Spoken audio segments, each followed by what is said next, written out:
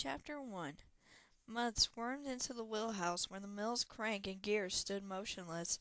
There was little room to maneuver in the crowded space, though he'd done it a dozen times before, unbeknownst to Master Potter, the mill's owner.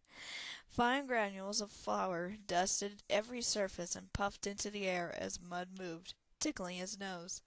"Can you see what's broken in there, lad?" Potter asked. Mud ran his fingers along the familiar wooden gears. The mill wasn't as intricate an invention as something Mud's old friend, a gnome named Hector, would have made, but it was a wonder of mechanical engineering. The mill took the force from the water flowing down the river and turned it into power to spin the giant stones that ground wheat into flour. A sliver jabbed Mud's finger and he winced. "Looks like the teeth have broken off one of the gears." He worked the broken gear free and tossed it out to Potter. "By all the abyss," Potter swore. "It'll take me weeks to send for a new one. The village will be in an uproar." "So will my stomach with Harria's bread." Mud's sister, Harria, cooked for him at Samara, the village seer. Mud squinted through the dust-filled shaft of light that played across the mill's guts. In his mind he traced the way each gear moved when the mill worked. He played this game before. What if that gear were here instead of there? If he changed the angle of turn that way, would the mill work more efficiently? Fearing the wrath of Mayor Shelton and everyone else in town, he'd wisely left his imagined fixes only in his mind, until now. Stifling a laugh, he repositioned one of the gears. "Start it up, Mr. Potter. I think it's fixed." "What do you mean, you fixed it? I got a broken gear in my hand and a full load of wheat that isn't going to get milled." "Just try it." Mud coughed and rubbed at the fine dust that settled over his face. Muttering, Potter released the brake on the water wheel. The lumbering wheel creaked and groaned as the river pushed it up and around. The damp scent of water wafted to Mud. And then the gears started turning one after another. The heavy stones that ground the floor thundered into action. Mud shouted in triumph and worked his way out of the wheelhouse. Potter stood, scratching his head, staring from the broken gear in his hand to the twisting millstones and back. A frown creased his face. "The millstones are going the wrong direction." "Is there some law that says a millstone can only grind wheat clockwise?" Mud asked. "Well, no," Potter stammered. "It's just, I never—" Mud slapped Potter on the back. "If it bothers you too much, I'll fix it back as soon as you get a replacement for the broken gear." "Fine," Potter grumbled. "I guess you really can't fix anything. And all this time I thought you only had your mind bent on mischief." Mud choked back a laugh. If only Potter knew all the mischief he dreamed of in connection with the mill. "I'd better get going," Mud said, rubbing his hands together. "I promised Sonara I'd fix the loose tiles on her roof today."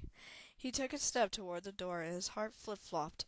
Fear descended on him, freezing him in place. A blast of wind rattled the mill and the sulphury smell filled the air.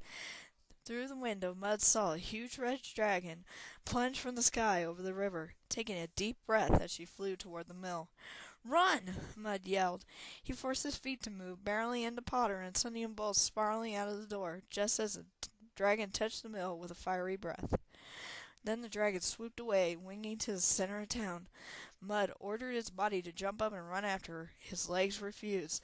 Fear created by the dragon's magic paralyzed him. Dragon fear.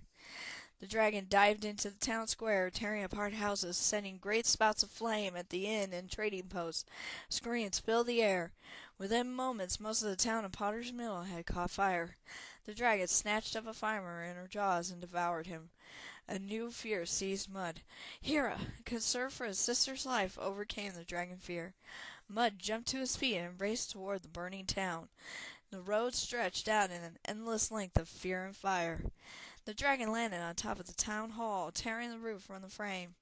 Hoping to find some treasure inside, no doubt, her tail whipped back and forth, leveling Mayor Shelton's burdened house. With every movement the dragon sent clouds of ash and smoke into the air. Mud skidded to a stop in the town square and looked up at the massive dragon. He reached his bow, only to find he'd left it home when he went to the mill. The dragon leaped into the air and sent a cone of flame into the row of buildings where Mud's house stood.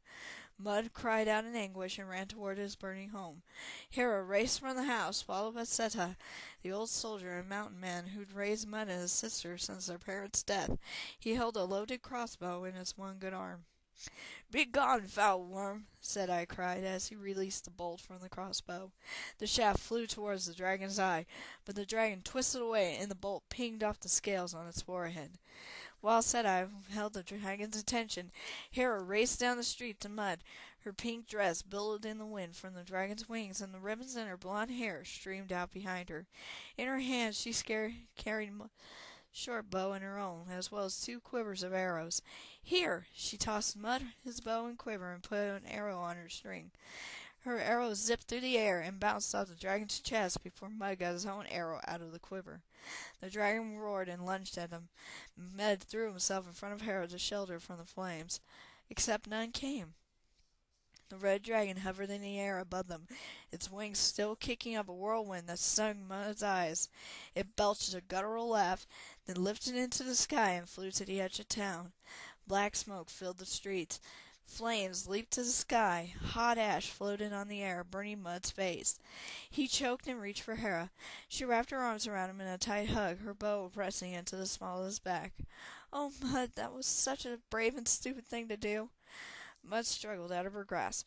"Hera, if you hadn't shot the dragon, it wouldn't have come after you. Talk about stupid." "It was about to eat Seti," Hera squeaked. Her high-pitched voice grated on Mud's frazzled nerves. Seti lumbered down the street to them. "You two all right?" And the smoke made his voice sound gruffer than usual. Ash smutted his green armor. Mud nodded. He looked toward the edge of town, past townsfolk running to draw water. The dragon's red rings curved in a steep dive over Shannara's house. A spurt of flame lit the sky. "Shannara!" Mud cried, racing after the dragon. Shannara relied on Mud as if he were her own son. Mud had no idea if the old woman would be able to get out in time.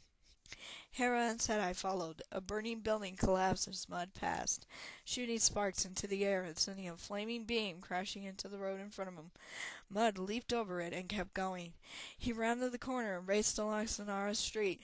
Hungry flames devoured the house across the street. "Look!" Hera cried. Shannara's door lay in splinters on the front porch. Mud ran up the steps and into the house. Upon first glance his heart sank. The soft chairs that usually sat in a ring around the hearth were splintered and overturned. Great gouges had been dug into them.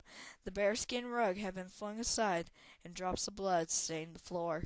Behind Mud Seti swore, lowering his crossbow. "Shannara!" Mud cried. He threw to the kitchen, to Shannara's shrine on the far side of the house. The shrine left empty.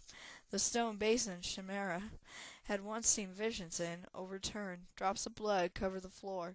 The coppery scent of it twisted Mud's stomach. Shannara was gone. A scrap of parchment lay on the floor beside the basin. Bearing a message in Shannara's hand. The ink was still wet. "Mud, help me, or I'll be killed. Seek the silver dragon." End of chapter 1. Bye.